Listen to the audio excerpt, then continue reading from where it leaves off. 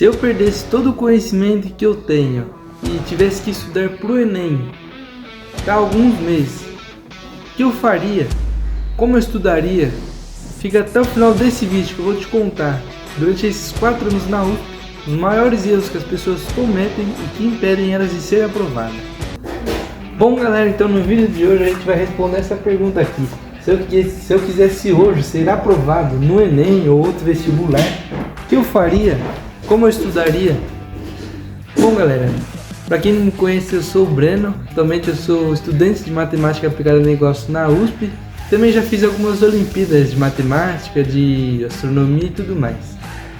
Falo isso não para me gabar, mas que durante esses 4 anos de faculdade e durante a minha época de vestibulando, alguns erros que eu vi que as pessoas cometiam e até mesmo eu cometi, que às vezes atrasa o progresso ou a evolução nos estudos.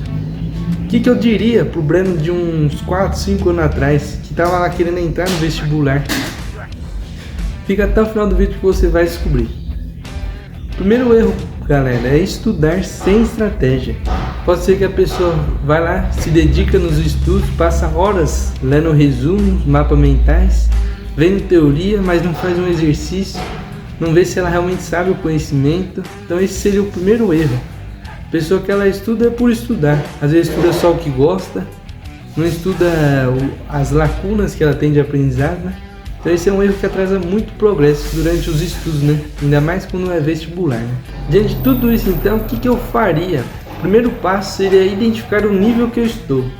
Como que eu faria isso? Um simulado, seja uma prova oficial do Enem, da FUVEST ou do vestibular que você vai prestar. A partir disso a gente consegue identificar se está muito difícil, se eu sei um pouco e o resto eu não sei. Então a partir disso a gente consegue medir nosso conhecimento e saber para onde mais ou menos a gente tem que seguir. A segunda coisa muito importante que eu faria seria focar no que dá mais nota. Isso é algo que parece óbvio, mas algumas pessoas esquecem na hora de prestar o vestibular. Cada vestibular é de um jeito e dá mais peso para uma determinada matéria ou para um determinado assunto dentro da matéria.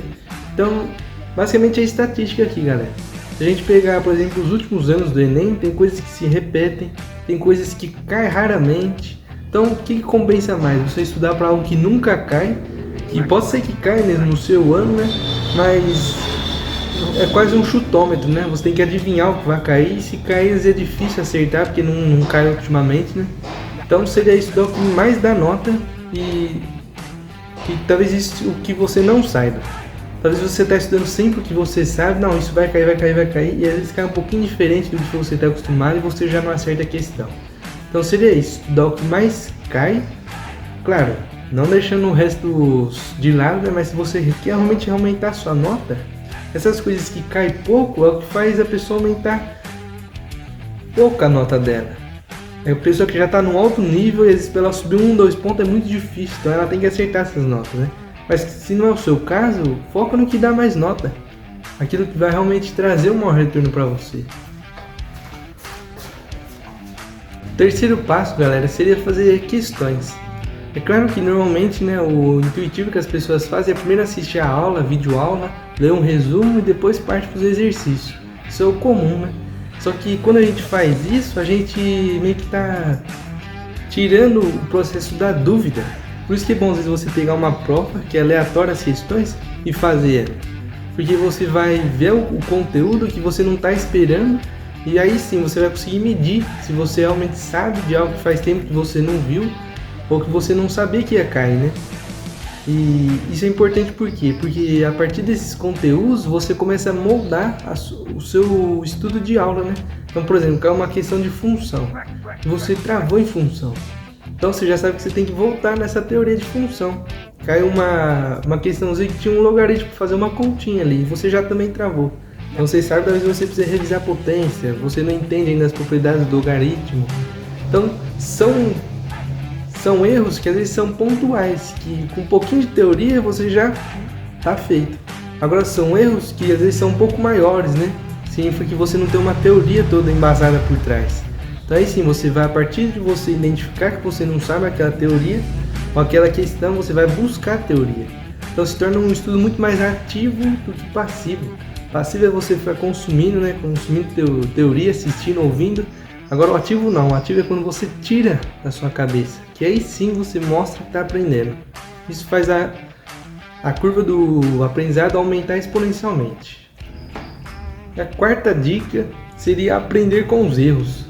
A gente tem o costume de dizer que os erros são os seus maiores professores, são os melhores professores, é o que te ensina. Claro que as pessoas elas não gostam de errar, né? Às vezes elas ficam bravas, ficam se sentindo para baixo, mas isso é algo que é normal, pessoal, é algo normal para todo estudante. Ninguém começa bom em determinado assunto.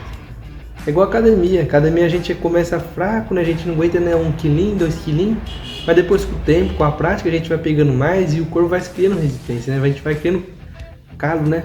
Ou casca, por assim dizer. No estudo é a mesma forma. Às vezes a pessoa ela fala, não, mas eu nunca vou ser bom em determinada matéria. Mas talvez ela ainda não se dedicou o suficiente, não identificou os seus erros, não fez uma autoavaliação honesta, né? Mas a pessoa ela não tem essa coragem, né, de ser honesta consigo mesmo e falar, não, tem que melhorar nisso, naquilo, né? Então esse é um erro também que as pessoas cometem. Não olharem de maneira honesta para os seus próprios erros, né? Para a sua própria performance, por assim dizer. Uma última dica bônus, pessoal, seria não ficar se comparando com pessoas que estão em diferentes jornadas, né? Tem pessoas que já estão em alto nível e se a gente se comparar com elas, a gente vai achar que a gente é inferior. E tem pessoas que talvez sabem menos que nós. Talvez a gente pode achar que a gente é melhor do que elas. Então a comparação ela tem que servir para motivar, para inspirar, não para a gente querer criar um sentido de rivalidade e tal. O seu maior concorrente, galera, é você mesmo. Você que tem que acordar todos os dias, estudar, com motivação ou não. É aí que envolve disciplina e tudo mais. Show de bola? Então isso seria o que eu falaria pro Breno de alguns anos atrás, né? Confiar em si mesmo, fazer o que deve ser feito da melhor maneira possível. Não é os mais inteligentes que chegam lá, galera. É aqueles que têm uma certa inteligência, mas que conseguem persistir, né? Ter disciplina de fazer a mesma coisa por anos, tá bom? Então se você já gostou desse estilo de vídeo, não esquece de deixar o seu like, se inscrever no canal e também deixa aqui embaixo sugestões para os próximos vídeos. Espero que vocês tenham gostado do vídeo e que isso ajude vocês a ser aprovado na sua faculdade ou no seu curso que você está pensando. Um grande abraço e até a próxima!